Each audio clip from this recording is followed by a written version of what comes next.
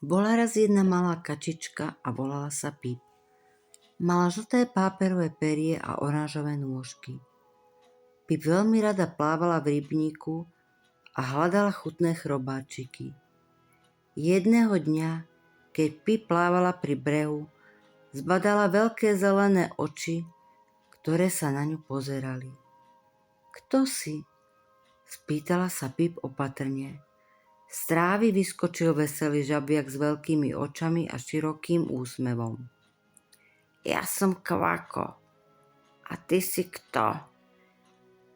Ja som Pip, odpovedala kačička. Rada plávam v tomto rybníku.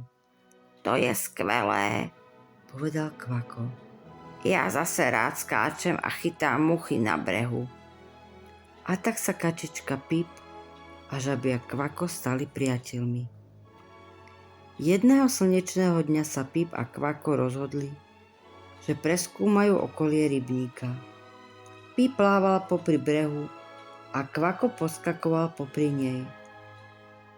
Zrazu zbadali krásneho motýla. Pozri, Kvako, aký je krásny. Wow, takého som ešte nikdy nevidel.